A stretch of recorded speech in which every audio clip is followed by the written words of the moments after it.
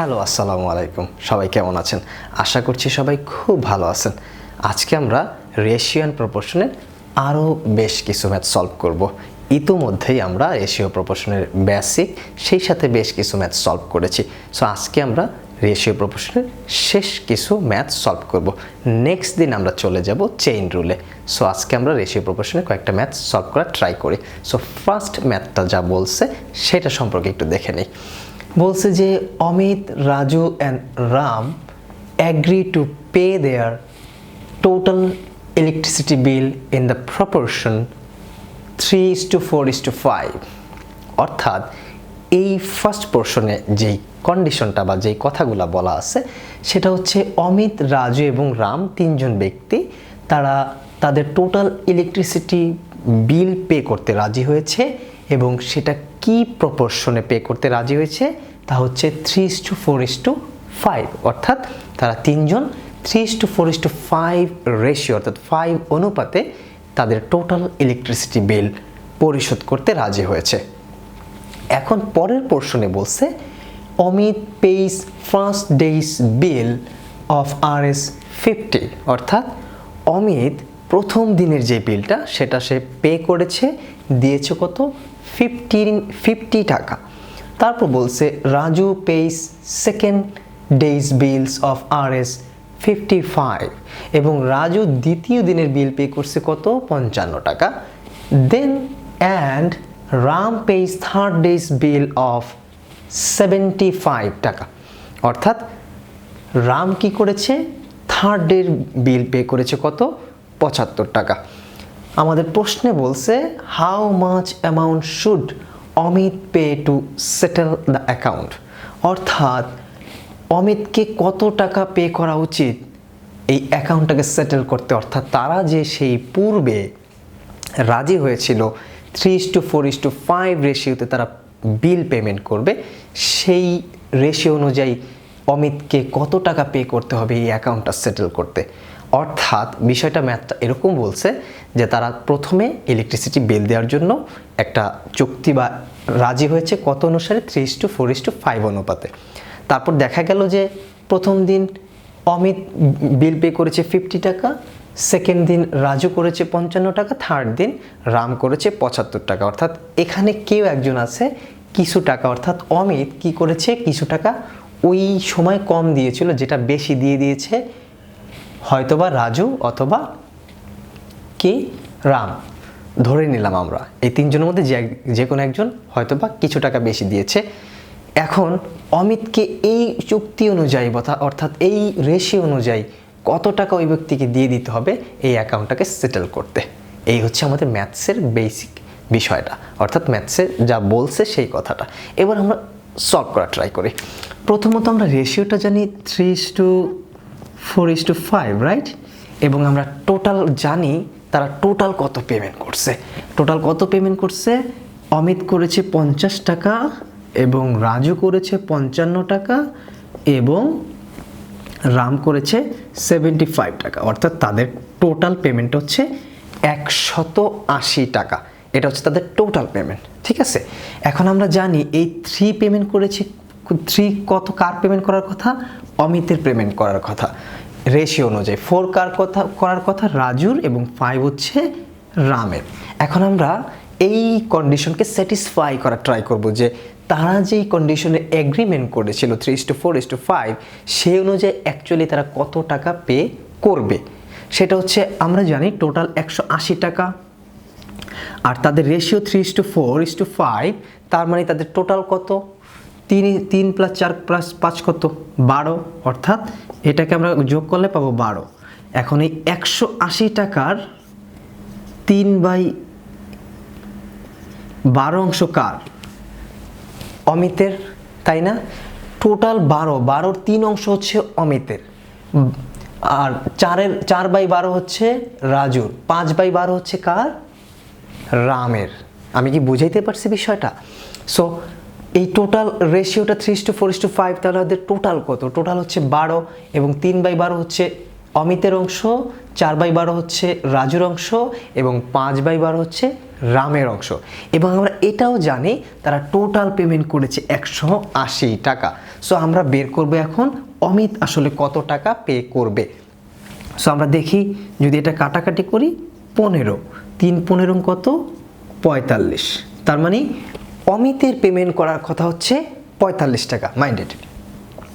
এবং 180 ইন্টু রাজু কত, 4/12, রাজু কত, 4/12, 15, 4 15 কত, 60।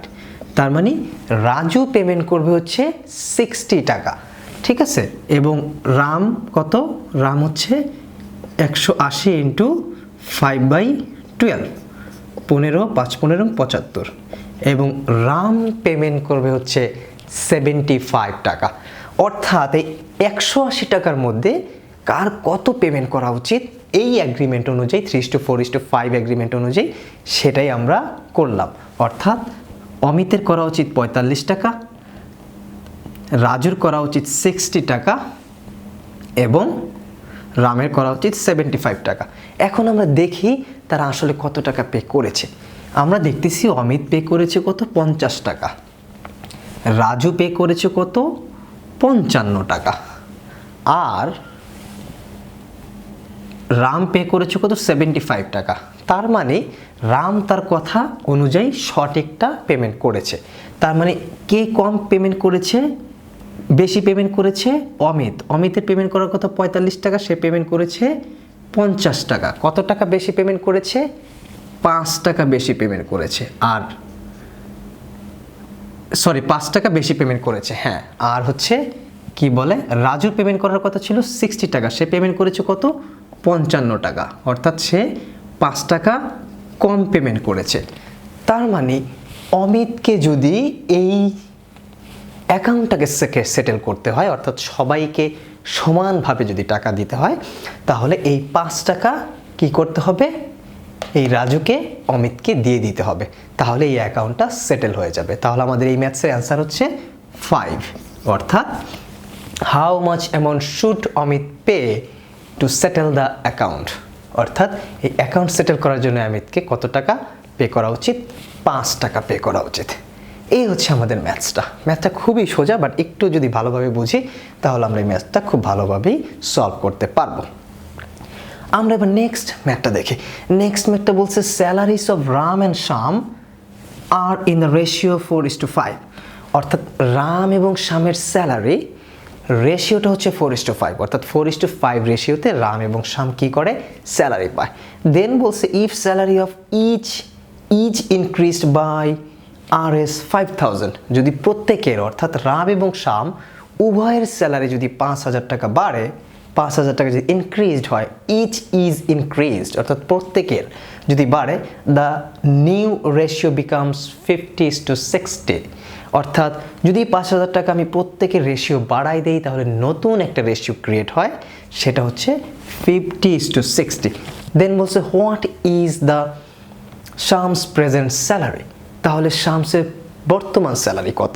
সো আমরা এই জিনিসটা খুব ভালোভাবে বুঝলাম যে এর আগে তাদের দুইজনের একটা রেশিও ছিল স্যালারির 4:5, তারপর কোনো একটা কারণে তাদের স্যালারি বাড়িয়ে দেওয়া হলো 5000 টাকা। অবশ্যই স্যালারি বাড়ার কারণে তাদের রেশিওটা চেঞ্জ হয়ে যাবে।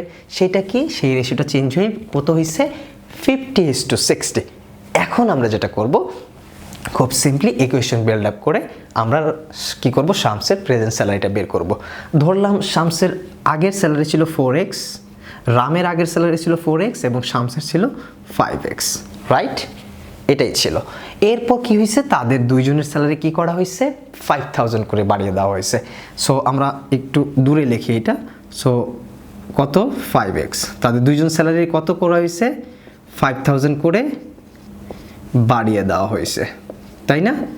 তাদের দুইজনের স্যালারি 5000 টাকা করে বাড়িয়ে দিল। এইটা কি হলো, আমাদের রেশিও অনুযায়ী হইলো, তাই না? তো একবার চিন্তা করি, একবার যদি আমরা চিন্তা করি, আমাদের প্রথম ছিল কত, 4x, তাই না, ইস টু 5x। এটা হচ্ছে রাম এবং শ্যামের স্যালারির রেশিও।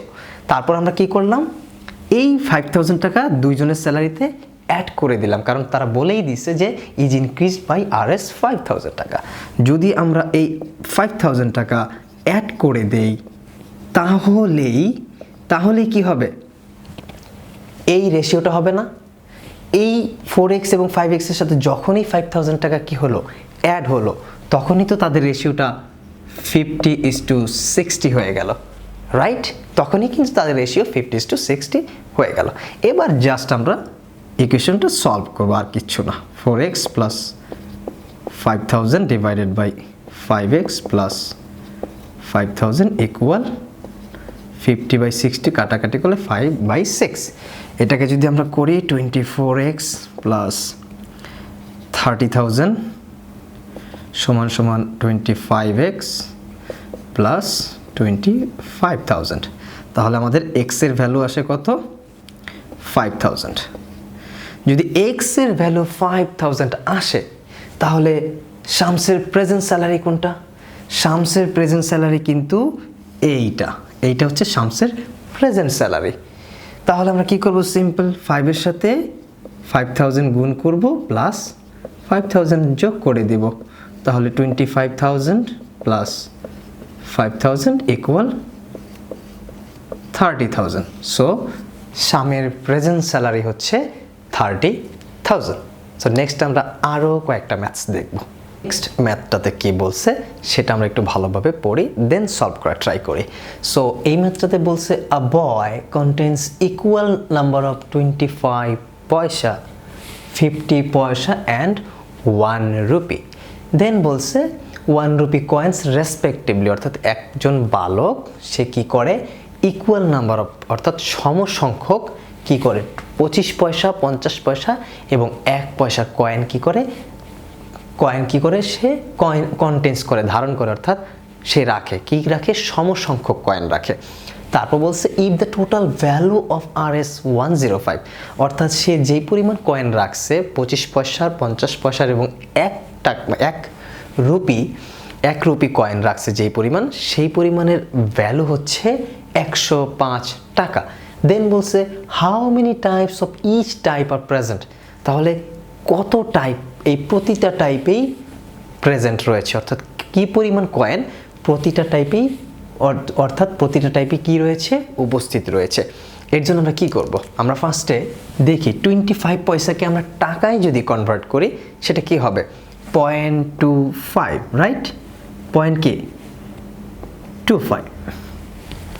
একই সাথে 50 পয়সাকে যদি আমরা টাকা বা রুপিতে কনভার্ট করি সেটা হবে 0.50, এবং আমরা জানি 1 রুপিতেই আছে, সো সেটা হবে 1। এখন প্রশ্ন হচ্ছে আমরা জানি না কি পরিমাণ টাইপ রয়েছে, আমরা ধরলাম x পরিমাণ টাইপ আর প্রেজেন্ট। সো তাহলে 25 পয়সা কি পরিমাণ প্রেজেন্ট? 25x প্লাস, প্লাসটা আমরা পরে দিই, এবং 50 পয়সায় কি পরিমাণ প্রেজেন্ট? 50.50x, এবং 1 টাকা রুপিতে কি পরিমাণ প্রেজেন্ট? 1x, তাই না? এই হচ্ছে আমাদের যেই কথাগুলা বলছে আগে সেই কথাগুলা। এবার হচ্ছে আমরা বলি যে if the total value of RS 105, এই যে সংখ্যাগুলো রয়েছে এর টোটাল ভ্যালুটা হচ্ছে কত? 105। তার মানে এই সংখ্যাগুলোর টোটাল ভ্যালু হচ্ছে কত? 105। এই হচ্ছে আমাদের ইকুয়েশন, অর্থাৎ এই টোটালগুলো যোগ করলে আমি কি পেয়ে যাব? 105 পেয়ে যাব। এবার যদি আমি সবগুলাকে কি করি? এক, অর্থাৎ এটা x 1.75x ইকুয়াল 105, এটাই আসে না? এটাই কিন্তু আসে। সো এরপরে আমরা x এর মানটা কিভাবে বের করব? জাস্ট আমরা 1.75কে 105 দিব, এবং পয়েন্ট উঠানোর জন্য কি করব? উপরে 100 দ্বারা গুণ দিব। এবার যদি এটাকে আমরা ভাগ করে কি পাই দেখি, 5 দিয়ে দিলে 3 5 15, আর হাতে থাকে 2 5 5 25, আর এটা হচ্ছে 5 2 10 1। তারপর হচ্ছে 7 দিয়ে দিলে 3 7 21, 5 7 35। তারপর যদি আমরা এটা দিই 5 20 100, 3 20 60। তার মানে বোঝাই যাচ্ছে ইচ টাইপ কতগুলো প্রেজেন্ট? 60 টাইপ, 60টা টাইপ হচ্ছে প্রতি টাইপে প্রেজেন্ট রয়েছে। ম্যাথটা আমরা খুব সিম্পলি সমাধান করলাম। আমরা ধরলাম যে হাউ মেনি টাইপস, এক্স পরিমাণ টাইপস কি আছে, আর প্রেজেন্ট উপস্থিত রয়েছে কি জায়গায়, 25 পয়সায়, 50 পয়সায় এবং 1 রুপিতে। পয়সাগুলোকে আমরা রুপিতে কনভার্ট করলাম। এরপর আমাদের বলেই দিছি সবগুলোর ভ্যালু হচ্ছে 105, তো আমি সবগুলোকে যোগ করে এর ভ্যালুটা লিখে দিলাম 105, কারণ এটা ইকুয়ালি হচ্ছে এইটা। এরপর আমরা এক্স এর মানটা বের করলাম, সিম্পলি চলে আসলো 60, যেটা হচ্ছে আমাদের রেজাল্ট। এর পরের ম্যাথটা বলছে a purse contains 342 coins consist of 1 rupee, 50 paisa and 25 paisa coins. Then বলছে if their values are in the ratio, একটু যদি লক্ষ্য করি আগের ম্যাথটাতে ভ্যালুস দেওয়া ছিল টাকায় 105, পরের ম্যাথটাতে ভ্যালুসগুলো দেওয়া আছে রেশিওতে। যদি ভ্যালুসগুলো রেশিওতে দেওয়া থাকে তাহলে আমরা সেটা কি করব, কয়েনে কনভার্ট করে নেব। কেন? কারণ আমাদের সমীকরণ বিল্ড আপ করব আমরা কয়েন দিয়ে। আমরা জানি ইকুয়ালের অপর পাশে যা থাকবে পরের পাশে তাই থাকতে হবে। সো অপর পাশে যদি আমি কয়েন রাখি তাহলে পরের পাশটাও আমরা কয়েনই রাখবো। সো এই যে 11:9:5 তাদের ভ্যালু, তারপর বলছে then find the number of 50 paisa coins, তাহলে 50 পয়সা কয়েনের সংখ্যা কতগুলা সেটা বের করো।